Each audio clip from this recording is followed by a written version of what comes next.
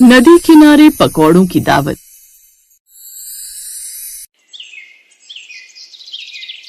किसी नदी के किनारे एक बुजुर्ग आदमी पकौड़ा बेचा करता था। लोग उन्हें प्यार से नन्हे काका कहकर बुलाया करते थे। हर दिन का यही है, सुबह से शाम बीत जाती है पर सिर्फ 8-10 ग्राहक ही आते हैं। धीरे धीरे शाम हो गई। एक ग्राहक उसके पास आया। अरे नन्हे काका, जरा 100 ग्राम पकौड़े देना। 100 ग्राम से क्या होगा भाई साहब, कम से कम 1 किलो ले जाइए। अरे नहीं काका। काका ने उसे पकौड़े दिए। वो आदमी काका को पैसे देकर चला गया। धीरे धीरे रात हो गई। वहाँ लाइट थी नहीं, इसलिए काका सारा सामान लेकर अपनी झोपड़ी में आ गए, जो उसी जंगल में बनी हुई थी। बची हुई पकौड़ी खाकर काका लेट गए और मन ही मन सोचने लगे।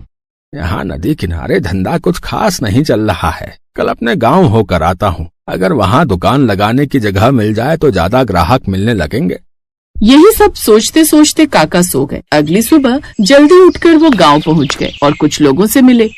अरे मोहन बेटा, गजोधर भाई, यहाँ पर मुझे अपनी पकौड़े की दुकान लगानी है, कहीं जगह मिल जाएगी क्या?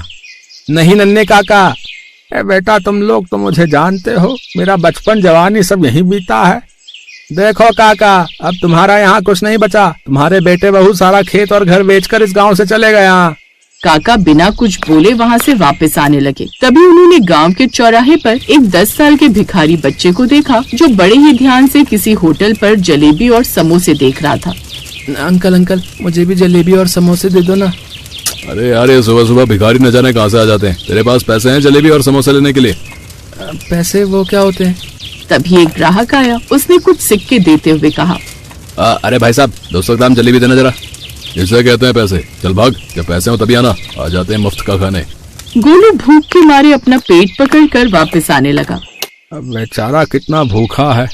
काका वापस नदी के किनारे अपनी पकौड़े की दुकान लगाकर बैठ गए। तभी उन्होंने नदी के किनारे उसी गोलू को देखा। तभी काका उसके पास पकौड़ी लेकर गए।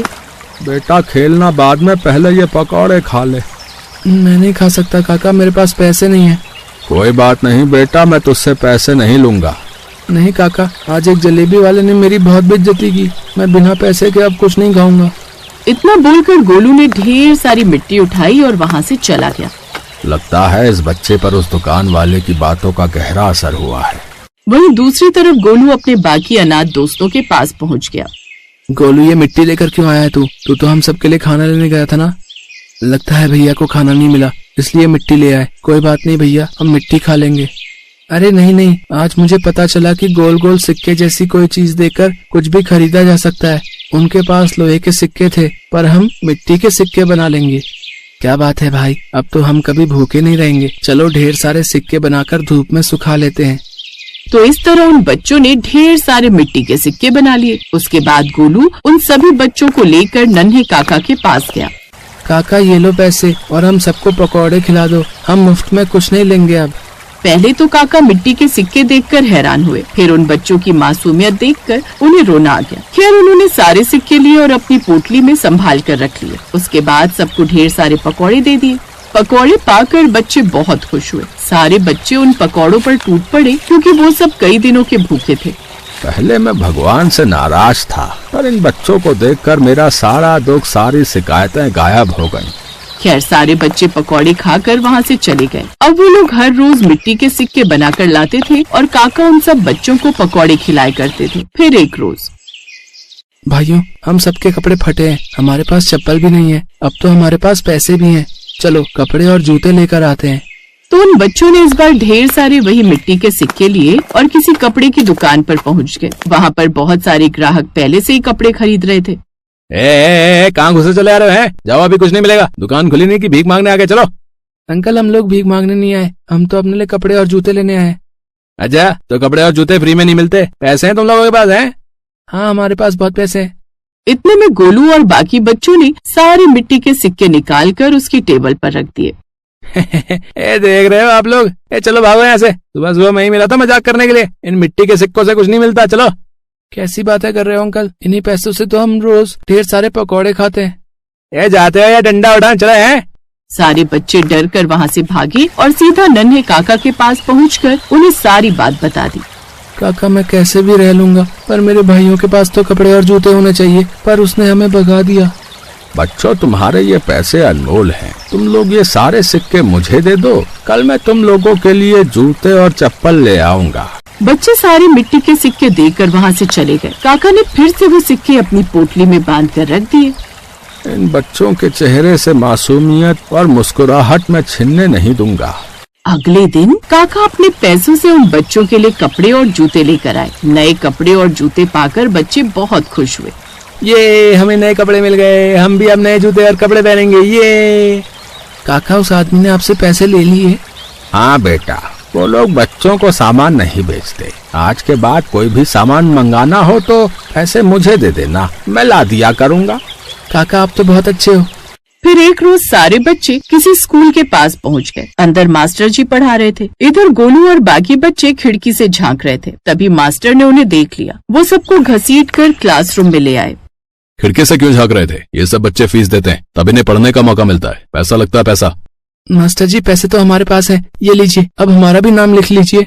मिट्टी के सिक्के देखकर मास्टर जी हंसने लगे। मेरे साथ यहाँ मजाक करने आए हो? चलो भागो यहाँ से। धक्के मारकर मास्टर ने उन सबको भगा दिया। एक बार फिर से वो सब नन्हे काका के पास आए और सारी बात बताई। काका, हम भी पढ़ना चाहते हैं और हमारे पास तो पैसे भी हैं। काका, आप ये सारे पैसे रख लो, कल हम सबका नाम लिखवा देना स्कूल में। इतना बोलकर बच्चे वहाँ से चले गए। इधर काका परेशान हो गए। रात में वो उसी नदी के किनारे बैठकर भगवान से प्रार्थना करने लगे। अब भगवान, इन बच्चों की मासूमियत देखकर इन्हें कैसे बताऊं कि वो मिट्टी के सिक्के किसी काम के नहीं। मेरे पास इतने पैसे भी नहीं हैं कि इन सबको पढ़ा सकूं। अब तू ही कोई रास्ता दिखा प्रभु। लेकिन अगले दिन जब उन्होंने अपनी वही पोटली खोली तो उसमें अभी तक जितने भी मिट्टी के सिक्के थे वो अब सोने के बन चुके थे। काका ये देखकर दंग रह गए। काका जब सुनार की दुकान पर एक सिक्का बेचने गए तो सिर्फ एक सिक्का 2 लाख का बिका। काका ने उसी दिन बच्चों को बुलाया। बच्चों, अब हम एक साथ एक अच्छे से घर में रहेंगे। तुम सब पढ़ोगे और बहुत बड़ा नाम करोगे। इसी खुशी में मैं आज शाम को पकौड़ों की दावत दे रहा हूँ सबको। और भी बच्चे हों तो उन सबको भी बुला लेना। तब तक मैं भी कुछ खास मेहमानों को दावत दे के आता हूँ। तो इस तरह शाम को नदी किनारे पकौड़े की दावत में वही मास्टर जी आए जिन्होंने उन बच्चों का मजाक उड़ाया था। वो कपड़े वाला दुकानदार और होटल वाला भी आया जिसने गोलू को दुत्कार कर भगाया था। दावत से पहले काका ने उन सबको अपने उन गरीब अनाथ बच्चों के साथ अभी तक घटी सारी कहानी सुना दी। कहानी सुनकर सबकी आंखों में आंसू आ गए। इसलिए किसी भी भिखारी बच्चे को देखो तो उन्हें बेइज्जत मत करो। उन्हें पैसे, कपड़े या खाना ना दे सको तो प्यार से मना कर दो। उनके अंदर भी मासूमियत होती है, बचपना होता है। सोचिए आपके बच्चों के साथ भी बाहर वाले वैसा ही बर्ताव करें जैसे आप लोगों ने इन अनाथ बच्चों के साथ किया था तो कैसा लगेगा आप लोगों को? काका, हमें माफ कर दो, आज आपने हमारी आंखें खोल दी। काका, हमें लगा ये हमारे साथ मजाक कर रहे हैं। इनकी मासूमियत से भरी खुददारी को मैं समझ नहीं पाया काका। उसके बाद काका ने सबको पकौड़े खिलाए। अगले दिन से ही सारे बच्चे स्कूल जाने लगे। सब अच्छे अच्छे कपड़े पहनने लगे, अच्छा अच्छा खाने लगे। काका का अकेलापन भी दूर हो गया। कुछ ही दिनों बाद उन पैसों से काका ने उसी नदी के किनारे एक आश्रम बनाया जिसमें वो उन्हीं बच्चों के साथ खुशी खुशी रहने लगे।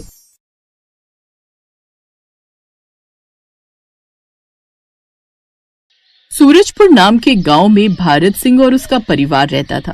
भारत सिंह की गांव में किराने की दुकान थी। उसके परिवार में उसकी पत्नी सुमित्रा और 2 बेटियां थी। उसकी बड़ी बेटी सुरभि और छोटी बेटी अंशिका थी।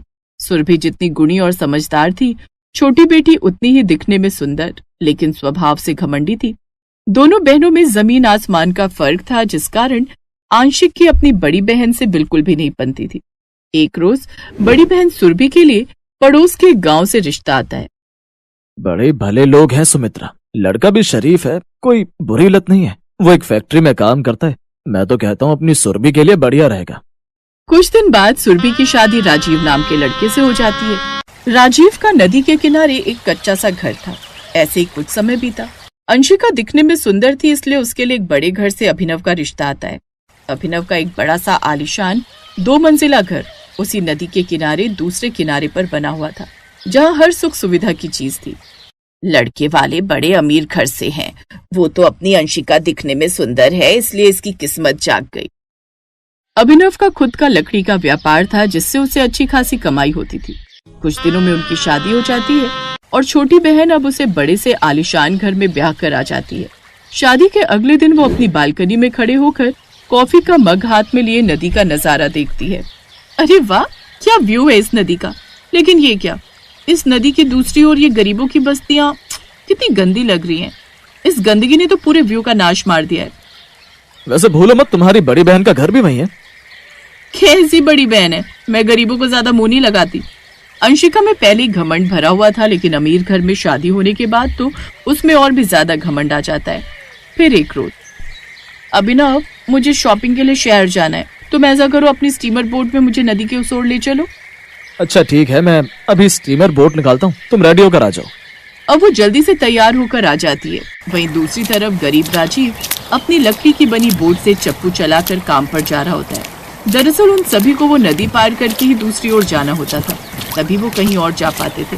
अपनी स्टीमर बोट में बैठी अंशिका अभिनव से कहती है, अभिनव यहाँ देखो, मुझे सेल्फी लेनी है तुम्हारे साथ। वो क्या है ना, मुझे सोशल मीडिया पर अपलोड करनी है, आखिर लोगों को भी तो पता चले कि नदी किनारे हमारा कितना आलीशान घर है और हमारे पास ये स्टीम बोट भी है। तभी अंशिका की नजर राजीव पर जाती है जो अपनी नाव लेकर जा रहा था। अरे जरा संभल कर राजीव जीजा जी, कहीं ऐसा ना हो ये चप्पू चलाते चलाते आपके हाथ ही घिस जाए। दूसरी तरफ नदी किनारे कपड़े धो रही सुरभि ये सब देख सुन रही थी। उसे बुरा लगता है कि कैसे उसकी छोटी बहन उसके पति की गरीबी का मजाक उड़ा रही है। ऐसे कुछ समय बीत जाता है। कुछ समय बाद अंशिका प्रेग्नेंट हो जाती है। जब ये बात सुरभि को पता चलती है तो वो नदी के इस पार बोट में बैठकर उसको मुबारकबाद देने उसके घर आती है। बधाई हो बहन, तुम माँ बनने वाली हो। तुम्हारी बधाइयों की मुझे कोई जरूरत नहीं है। और सुनो, अपनी ये गंदी चप्पलें और बदबूदार कपड़े लेकर मेरे घर मत आया करो, अब मुझे फिर से पूरे घर की सफाई करनी पड़ेगी। अब जाओ यहाँ से। अंशिका उसकी बेइज्जती करके उसे वहां से भगा देती है। इतना घमंड भी अच्छा नहीं अंशिका, कहीं ऐसा ना हो कि एक दिन तुम्हें पछताना पड़े। ये कहकर सुरभि वहां से चली जाती है। अंशिका के मन में अब सुरभि के लिए और भी गुस्सा पनप जाता है। फिर अगले दिन, धन्नो इधर आ, चल आजा, आजा मैं तुझे नहला देती हूँ, तुझे गर्मी से राहत मिल जाएगी। हाँ हाँ सुरभि बहन, आज तो हम भी अपनी भैंसवा को बड़ी देर तक नहलाएंगे, इतनी गर्मी जो है। अपनी बालकनी में खड़ी अंशिका अपने पति से कहती है, छी, इन गरीबों को देखो, इस नदी का क्या हाल कर डाला अभिनव। इसी में ही अपनी गाय भैंसे नहलाते हैं, और वो देखो, वो उस गरीब इंसान ने कैसे गंदा कूड़ा नदी में फेंक दिया। इन गरीबों ने इस नदी का सारा व्यू ही खराब कर डाला है, और इसीलिए अब नदी से बदबू भी आने लगी है। डोंट वरी डार्लिंग, मैं कल ही सरकारी कर्मचारियों से कहकर ये झोपड़ियां और ये गंदगी यहाँ से हटवा देता हूँ। अगले दिन अभिनव कुछ सरकारी कर्मचारियों को बुलवाता है। देखिए यही लोग कितनी गंदगी फैला कर रखते हैं यहाँ, आप इनके घर को हटा दीजिए, कम से कम फिर गंदगी तो नहीं होगी। वो सुरभि और कुछ गरीब लोगों के घर तोड़ कर चले जाते हैं। अब हम कहाँ रहेंगे जी? तुम चिंता मत करो सुरभि, आज रात हम यही इस नाव पर रहेंगे और सुबह होते ही अपनी एक झोपड़ी डाल लेंगे। ये कहकर राजीव सुरभि के साथ उस बोट में सारी रात बैठा रहा। अमीर बहन अपने घर से ये सब देखकर खुश होती रही। अगले दिन सुबह ही उन दोनों ने मिलकर एक झोपड़ी उस जगह बना ली और अब जैसे तैसे उसमें रहने लगे। अब पता चला कौन पछता रहा है। अंशिका अपनी बहन को सबक सिखाकर बड़ी खुश थी। ऐसे ही समय बीता और अब अंशिका को 9वां महीना लग गया। अंशिका, वो एक बड़े इंपॉर्टेंट क्लाइंट है, तो हमें उनकी बेटी की शादी में जाना होगा। तुम तो जानते हो ना अभिनव, अभी मैं इस हालत में नहीं जा सकती, तुम माँ जी के साथ चले जाओ। ठीक है, लेकिन तुम अपना ध्यान रखना। ये कहकर अभिनव अपनी माँ के साथ अपनी स्टीम बोट लेकर निकल जाता है। अंशिका घर में ही रहती है। शाम को वो कमरे की बालकनी में खड़ी होकर नदी के उस पार अपनी बहन की झोपड़ी को देखकर मुस्कुराती है, लेकिन तभी अचानक से उसे लेबर पेन शुरू हो जाता है और वो बालकनी में गिर जाती है। सुरभि उसे गिरते हुए देख लेती है। दीदी, सुरभि दीदी, राजीव जी, लगता है उसे लेबर पेन शुरू हो गया है। उसके घर पर भी कोई नहीं है, हमें जल्दी से उसे नाव से अस्पताल लेकर जाना होगा। सुरभि और राजीव जल्दी से बोट लेकर उस ओर जाते हैं और अंशिका को नाव में बिठाकर अस्पताल ले जाते हैं। देखिए, इनका ऑपरेशन करना पड़ेगा और इसके लिए ब्लड की जरूरत पड़ेगी। मैं इसकी बहन हूँ, मैं अपना खून देने के लिए तैयार हूँ। सुरभि उसे अपना खून दे देती है, जिससे अंशिका का ऑपरेशन हो जाता है और दोनों जच्चा बच्चा सही सलामत होते हैं। ये सब देखकर वो सब बड़े खुश होते हैं। 3 दिन बाद अंशिका बच्चे को लेकर घर आ जाती है। अब अंशिका को अपनी गलती का एहसास होता है और वो उनसे माफी मांगती है। साथ ही अब अभिनव और अंशिका उन्हें एक बड़ा पक्का घर बनवाकर तोहफे के रूप में देते हैं, जिसमें सुरभि अपने परिवार के साथ खुशी खुशी रहती है।